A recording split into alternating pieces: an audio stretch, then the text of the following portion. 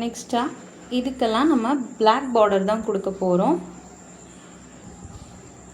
First இந்த orange shade கொடுத்தோம்ல, so அந்த இதுக்கு நான் பார்டர் கொடுத்துக்க போகிறேன். ஓகேவா? ஸோ இதுக்கு ஃபர்ஸ்ட்டு இதில் ஸ்ட்ரைட் லைன் மாதிரி தானே கொடுப்போம்.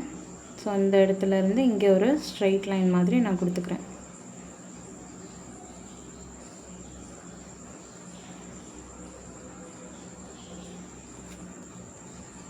ஸோ இந்த மாதிரி சுற்றி நான் எல்லா ஷேட்ஸ்க்கும் பார்டர் கொடுத்துக்க போகிறேன்.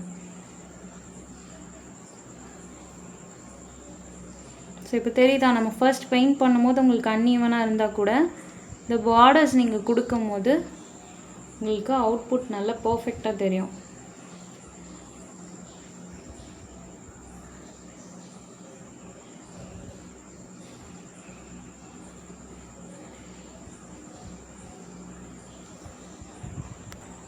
ஸோ இதோட அவுட்புட் ஃபுல்லாக கம்ப்ளீட் பண்ணதுக்கப்புறம் இப்படி தான் இருக்கும்.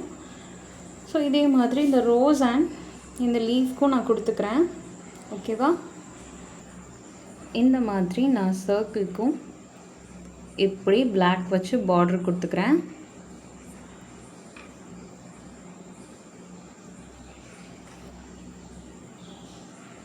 இந்த ரோஸ்க்கு அவுட்லைன் கொடுத்ததுக்கப்புறம் இப்படி தான் இருக்கும். நெக்ஸ்ட்டு அந்த லீஃப்க்கு கொடுத்துடலாம். ஸோ இந்த மாதிரி நான் லீஃபுக்கும் அவுட்லைன் கொடுத்துக்கிறேன்.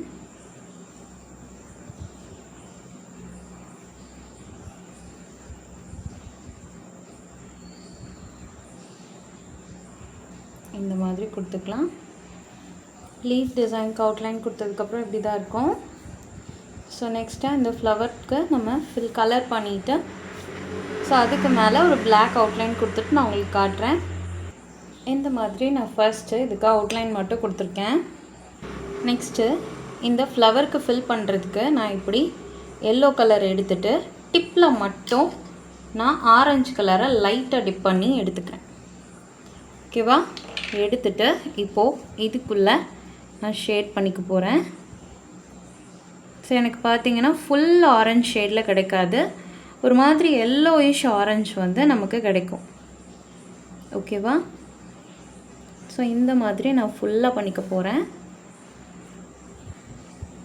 இந்த மாதிரி ஃபுல்லாக கலர் பண்ணிவிட்டு நான் உங்களுக்கு காட்டுறேன்.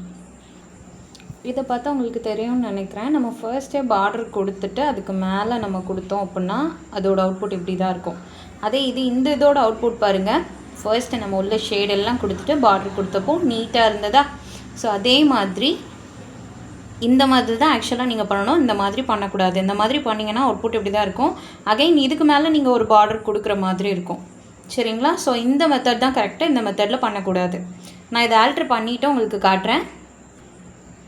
ஆல்டர் பண்ணதுக்கப்புறம் இதோட அவுட்புட் இப்படி தான் இருக்கும். ஸோ உங்களுக்கு ஃப்ளவர் ப்ராடராக இருந்தால் பரவாயில்ல அப்படின்னு நினச்சிங்கன்னா நீங்கள் இந்த மெத்தட் ஃபாலோ பண்ணிக்கலாம். ஆனால் இந்த மெத்தட் மேக்ஸிமம் வேண்டாம். ஏன்னா உங்களுக்கு இப்படி ஸ்க்ரீனில் பார்க்கும்போது நல்லாயிருக்கும், பட் பக்கத்தில் பார்க்கும்போது கொஞ்சம் ஒரு மாதிரி மெஸ்டப் ஆன மாதிரி தெரியும். ஓகேவா? மித்தபடி நான் சொன்னேன்ல அந்த டெக்னிக்கே நீங்கள் ஃபாலோ பண்ணிக்கோங்க. சரியா? நல்லா ப்ராக்டிஸ் பண்ணுங்கள். திரும்ப திரும்ப ப்ராக்டிஸ் பண்ண உங்களுக்கு கை ப்ரஷ் பிடிச்ச அந்த ஃப்ளோ நல்லாவே வரும். ஓகேவா? Stay positive. Bye. Take care.